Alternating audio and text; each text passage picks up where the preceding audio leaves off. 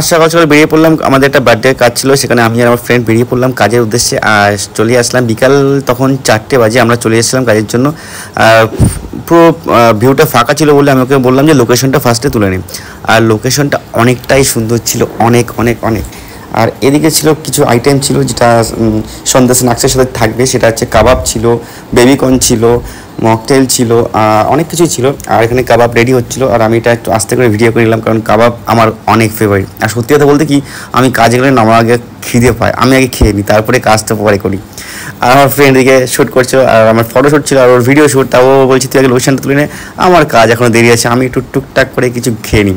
আর সেদিনকে ছিল ভাই, সত্যি কথা বলতে এতটাই গরম, আমার গরমে দেখো আমি মানে পুরো স্নান করে গেছি, আর ভীষণ ভীষণ ভীষণ গরম লাগছিলো। কিন্তু কিছু করার নেই, কাজটা করতেই হবে, কাজ না করলে তো হবেই না, গরমকে টেক্কা দিয়ে আমি কাজ করতেই হবে। তো এই গরম ফরম সব বাদ দিয়ে আমি জাস্ট ভাবছিলাম যে কখন এই খাবারগুলো রেডি হবে, আমি খাবো, আর কাজ কখন শুরু হবে, এটাই মাথার মধ্যে খালি ঘুরছিল। যাই হোক, জোকস অফ দ্য পার্ট, এমন কিছুই না। আমি জাস্ট ওয়েট করছিলাম যে কখন সবাই রেডি হবে, কখন সবাই আসবে, কখন আমি কাজটা শুরু করবো, আর কখন তাড়াতাড়ি বাড়ি যাবো, কারণ গরম এতটাই ছিল। আর ভিতরে লোকেশনটা প্রচণ্ড ক্রাউড ছিল, আর মানে চারিদিকে আটকা থাকার জন্য না গরমটা আরও বেশি লাগছিলো। তো সন্ধে হতে না হতেই মকটেল কাউন্টার মানে সামনে চলেই গেলাম, কারণ প্রচণ্ড পরিমাণে গলা শুকিয়ে এসেছিলো জল খাওয়ার জন্য, জল খুঁজে পাচ্ছিলাম না, বললাম মকটেলই দাও। তো আমি বললাম এটা যে কোনোটা ফ্লেভার দিয়ে দাও, আপাতত টেস্ট করে দেখি কেমন হয়েছে।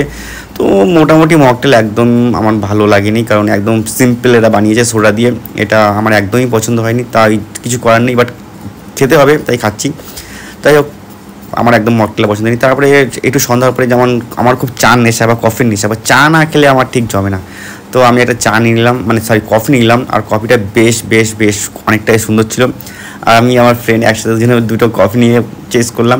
এরপরে চলে গেলাম পকোড়া, মানে সেই কাবাবের আইটেম, মানে কাবাব আমার সত্যি কথা বলতে অনেক ফেভারিট। তো দাদাকে বললাম দুটো দাও, দাদা এত কিনতে একটা কাবাবই দিল। যাই হোক, ইগনোর করো কথাটা। তারপর যেলাম ফুচকা ট্রাই করতে, ফুচকাটা বেশ বেশ বেশ ভালো ছিল। ফুচকাটা খাওয়ার পরে মোটামুটি সবাই চলে এসছে, আর আমি ফটোশ্যুটের জন্য রেডি হয়েছিলাম। এদিকে একটা দাদা গান করছিল, ও হো হো কী সুন্দর গান, দাদা অনেক সুন্দর গান করে, সত্যি কথা দাদা সত্যিই খুব ভালো গান করে। আমি গান শুনছিলাম বসে বসে, সবাই কাজ করছিল, আর আমার সত্যি কথা বলতে গরমে এতই কষ্ট হচ্ছিলো, আমি চুপচাপ বসে সবাই কি কাজ করছে সেটা জাস্ট ভিডিও করছিলাম। আর আমি ল্যাদ করে মতন বসেছিলাম, কারণ ফটো দেওয়ার জন্য কেউ আসছিলই না, সব যে যার মতন খাবার দাবারে ব্যস্ত ছিল। আর আমি চুপচাপ এভাবে বসেছিলাম মানে স্টেজের উপরে। আর গরমে আমার দেখো অবস্থা, পুরো ঘেমে পুরো একদম পুরো স্নান করে গেছি, দেখো অবস্থা। আমি চুপচাপ বসে আছি, বলি কেউ আসছে না ফটো তুলতে, মানে যে যার মতন আছে খাচ্ছে চলে যাচ্ছে। তো আমি চুপচাপ বসেই থাকি, আমি আর কী করবো, আমার তো ফটোশ্যুটের কাজ।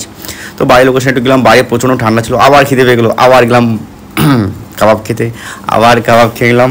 মানে এভাবে 3-4বার কাবাব খেয়েছিলাম। এদিকে সবাই মিলে ড্যান্স করছিলো, একটু ড্যান্সটা মজা নিচ্ছিলাম, বাচ্চা বাচ্চা ছোটো ছোটো দিদিরা বৌদিরা সবাই অনেক সুন্দর নাচ করছিলো। আমি বসে বসে তাদের নাচ দেখছিলাম। কী করবো, মানে ফটোশ্যুটের জন্য কেউ আসছিলোই না। এই ছোট্ট বাচ্চাটা অনেক সুন্দর একা একা নিজের মতন করে নাচ করেই যাচ্ছিলো, আর অনেক কিউট লাগছিলো ওর নাচটা, কিন্তু ছোটো। আর এদিকে দেখো সবাই বাচ্চারা চলে এসছে, আর এদিকে বার্থডে কেক ফেক সব মানে কাটা কমপ্লিট। মানে আমি টাইম পাইনি, কখন ফটোশ্যুট করছিলাম বলে, আর সেইটা ভিডিও করার আমি একদমই টাইম পাইনি। লাস্ট টাইম সবাই আনন্দ করছে, আমরা বাড়ি যাবো, অনেকটা বেলা মানে টাইম হয়ে গেছে। তো এদিকে খাওয়া দাওয়াটা সেরে নিয়ে আমার বন্ধু দেখো খাসি নিয়েছে, বাপরে বাপ, অন্তত 2 কিলো খাসি নিয়েছে, আর মিষ্টি অন্তত 30টা নিয়েছে। ভাই কী করে যে ও খায় আমি আজ পর্যন্ত এখনও বুঝতে পারলাম না। ওর যা শরীর সে যে মানে 1-2-3 কিলো মাংস খাওয়ার কাছে কোনো ব্যাপার না। দেখো দেখো কীভাবে খাচ্ছে, মানে